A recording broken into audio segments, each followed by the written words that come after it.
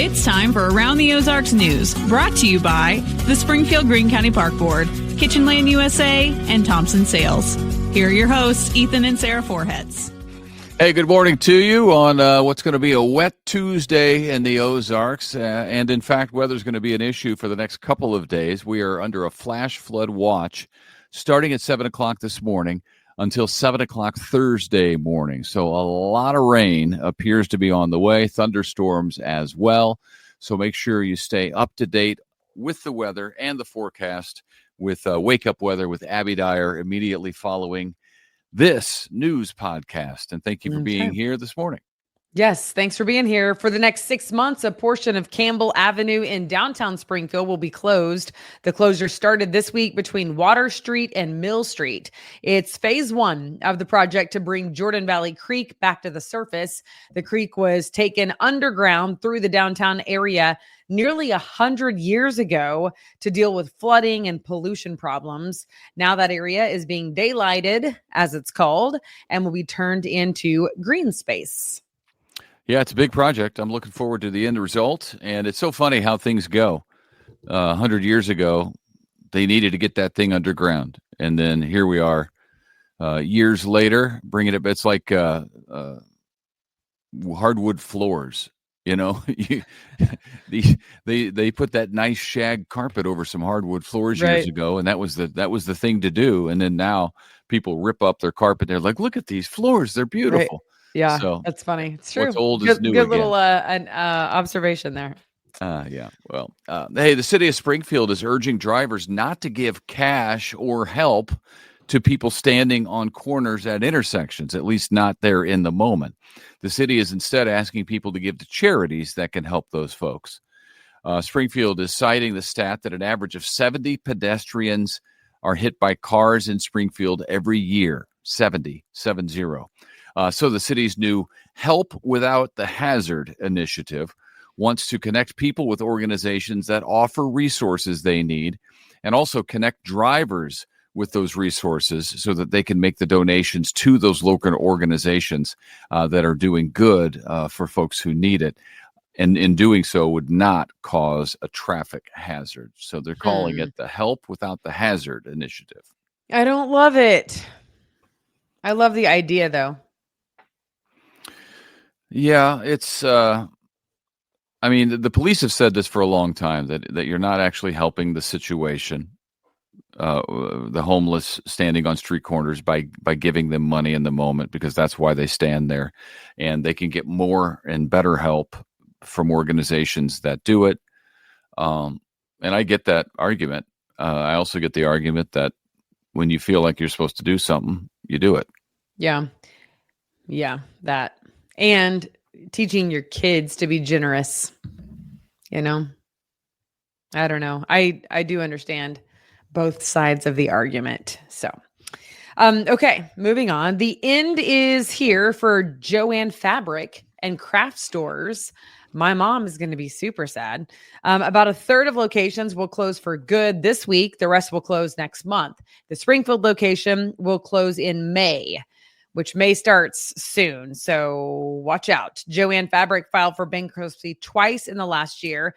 More than 500 locations, including Springfield, will continue to operate into next month. So we don't know the exact date, but it will go into May. So, yes, I am a little surprised by that, to be honest with you. But you spent a lot of time as a child held hostage at Joann's, did you not? Yeah. It was painful. Your mom was a crafter. Yeah. And I've literally never crafted anything in my life. But she got it out of you when you were a kid. It was Hancock Fabrics, Joann Fabrics, Michaels.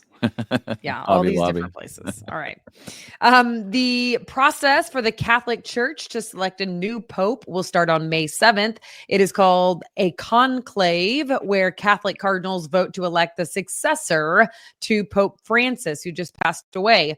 The cardinals are spending time together, getting to know each other better right now, and then they'll convene on May 7th. Some say that they're hoping to continue Pope Francis's focus are the marginalized communities of people, while other cardinals are hoping that the new pope will return the church back to its core doctrines.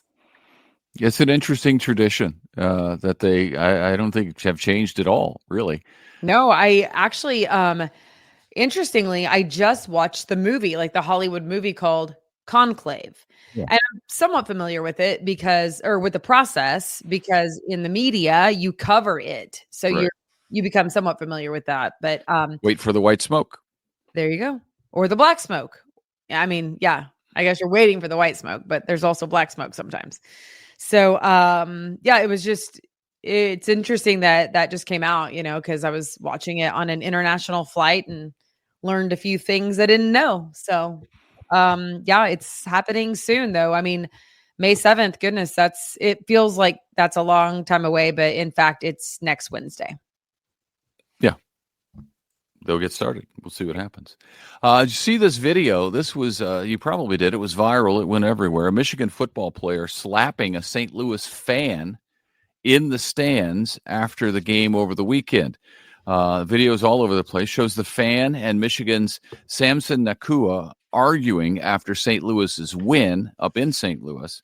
The fan is up in the stands when the player jumps up and slaps him in the face and then walks off.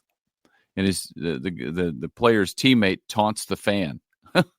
It was crazy. It didn't appear as though the fan was hurt by the slap. I mean, it was kind of a joke, honestly. Not if you're the fan, I guess. So we'll see what happens with that. The United Football League, UFL, is investigating because everybody saw the video. Yeah. Can't argue with the video. I don't know what. I mean, they're yelling at each other. Fans yell at players all the time. That doesn't mean you can climb into the stands and hit them. Right. Speaking of football, this is NFL football. Congratulations to 104.7 The Cave. It has renewed its partnership with the Chiefs radio network through 2030. So that means you can listen to your Kansas City Chiefs on 104.7 The Cave. They've got the games, and it's a great partnership. They get to do the games. They get to do key updates, keys to the kingdom, exclusive Chiefs content to our area. Live local pregame show for the Chiefs, Ned Talk as well, all that stuff at 104.7 The Cave. And it's a great partnership, and we are thrilled that it's been renewed for another few years. Yeah, that's exciting. Yeah, good for The Cave. And then there's this. If you need a job or you want to look at some new options, tomorrow is a big job fair in Springfield. It's a big one. I think almost 30 local companies, some big names looking for talent. You've heard of these places: Bass Pro Shops, Big Cedar, O'Reilly Auto Parts, Lauren Cook Company, Jack Henry, Greene County, Springfield Public Schools, City of Springfield, Great Southern Bank, and many more. Happening tomorrow from 9:30 in the a.m. to 12:30 in the p.m. over at the Missouri Job Center at 1660 North Campbell. It's a new building for them. It's actually Convoy of Hope's old building. They're near Commercial Street on North Campbell. So you can take your resume and be ready to interview, and Godspeed if that's you. Yes. All right. Finally, it is that time of year again. It is the Friends of the Library book sale. This is always super popular, so this year will be no different. If you love books, movies, music, CD, and vinyl, you're going to want to go to the book sale because you can get everything at a hugely discounted price. It starts today and goes through Sunday. So you got like the whole week, basically. It's at the Ozark Empire Fairgrounds E-Plex. Inside the E-Plex, cash or check accepted. Parking is free. Bring a bag to put all your stuff in. Proceeds benefit the Springfield Greene County Library District. And you can find nice books for $1, $2, and then all the other stuff I mentioned. So it's always popular, and they are looking to get rid. And so they will cut you a deal, quite a deal. I have some coworkers on the writing team and the grammar team at Convoy of Hope, and they like take PTO for the Friends of the Library sale every year. Yeah. I mean, I love to read, but I know the people you're talking about, and they are, just avid readers, so good at grammar, good at, I love it. I think it's cool. Like, that is not me, but I do enjoy reading. I believe it's so well at grammar.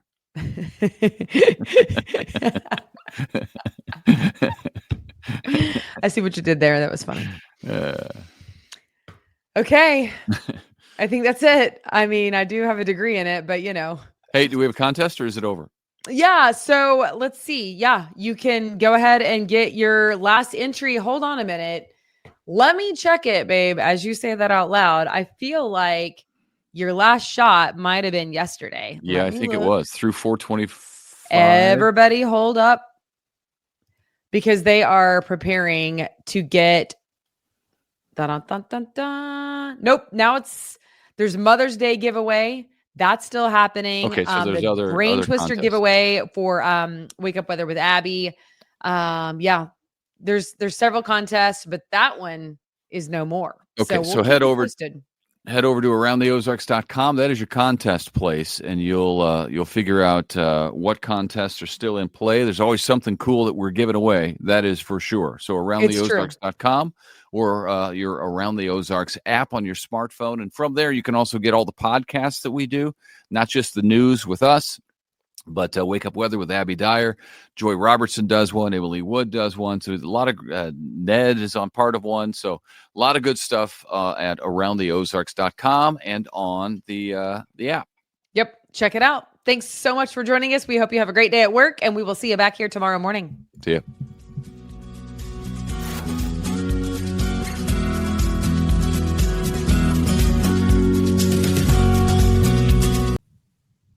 It's time for Around the Ozarks Wake Up Weather, sponsored by John's Heating and Air, Command Family Medicine, and Taylor Grubaugh Chevrolet. Here's your host, meteorologist Abby Dyer.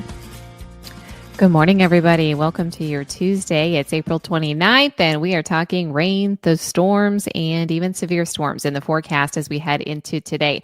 It's going to be an active weather day in the Ozarks, to say the least. So it's a good thing you're starting out your day with Around the Ozarks Wake Up Weather. Get you prepared. There's a little bit of activity on the radar this morning, but really I expect that radar to blossom closer to midday. It's the afternoon and evening hours that I think is our biggest chance for strong to severe weather. Be prepared for scattered rain and storms throughout the day. This is going to be on and off in nature through the entire day on Tuesday. But as I said, I think the real window of opportunity for severe weather will be from about lunch through about dinner time. So out there for the evening school commutes, the evening drives, things like that. That's when I think we really need to have a heads up on for strong to severe storms in the forecast. Also, flooding becoming a bigger concern in this forecast with multiple rounds of rainfall and heavy rainfall moving in. There's now a flood watch out for our area, and I'm expecting that to start today, last all the way through Thursday of this week. There will be some big time rainfall totals with round after round of rain arriving in the Ozarks. There is a risk of severe storms today. It's all out ahead of a cold front that's going to be sweeping through the region later this afternoon and evening. When that cold front comes through, that's when I expect the most severe weather in the forecast. And there could also be some heavy rain and flash flooding occurring with some of the storms along that frontal boundary. Severe weather looking likely too. And I think the best chance for some of the strong to severe storms will actually be along and south of I-44. The severe risk with this morning's round of rain, any storms that develop early today for the morning commute, well, yeah, they could be strong, but I really think the severe threat is limited in the morning hours, and it grows a little bit higher as that actual front comes through this afternoon and evening. The main risks associated with those storms are going to be for large hail, damaging winds, as well as an isolated tornado threat. I really think the wind gust and the hail threat looks a bit stronger than the tornado threat, but I can't rule out a little isolated spin up this afternoon. So have a way to get your watches and warnings if you're going to be out and about today. Just make sure you know where your safe spot is in each of your locations, at home, at school, at work, and in between. Where would you go? if a strong to severe thunderstorm developed. That's the kind of thinking we want you to be having today as you head out the door. Through this time frame, today, tomorrow, and on Thursday, I have storms through all of it.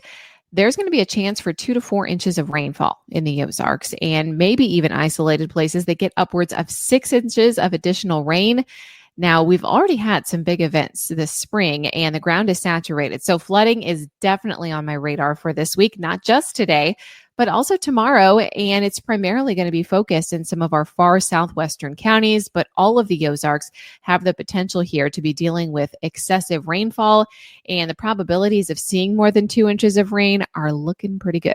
Anywhere along Highway 65 and points back to the west, that's where I think we're going to see the most rain in the rain gauge. And as I said, by Thursday night, there will be places that easily put another 4 inches of rain in the rain gauge. Water levels are already up. The rivers, the lakes, the streams, they're going to continue to see some rises this week, and we could definitely have more flooding problems in the Ozarks. There's going to be a big headline about our severe weather in the national news headlines. We've got this significant severe weather outbreak shifting south from the storms up in Iowa yesterday.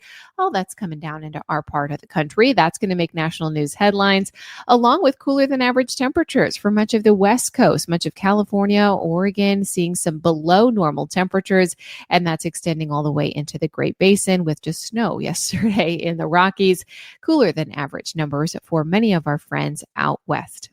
All right, it's time for the Around the Ozarks Wake Up Weather Brain Twister trivia question for the day. And the question that I left you with yesterday, well, we have large hail in our forecast today, but thankfully it's not this large. The largest recorded hailstone was 8 inches in diameter. In what state did that hailstone fall? Do you think that was measured in A, Arkansas, B, Missouri, C, Oklahoma, or D, South Dakota? Well, this one's been in the record books for a while, and it was actually observed and measured in South Dakota in 2010.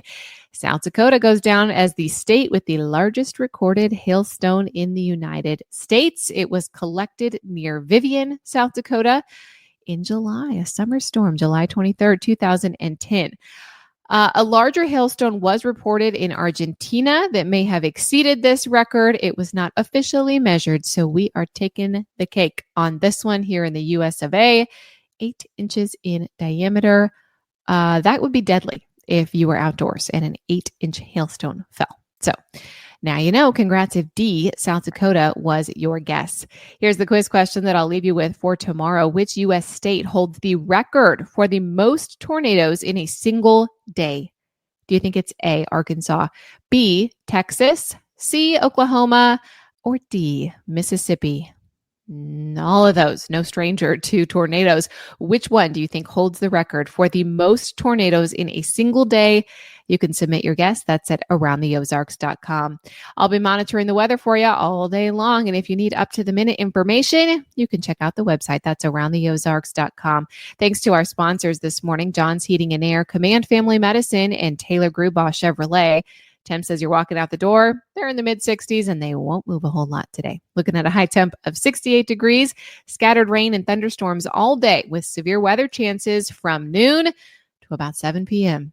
Make sure you stay weather aware today. Everybody stay safe. We'll chat again tomorrow morning.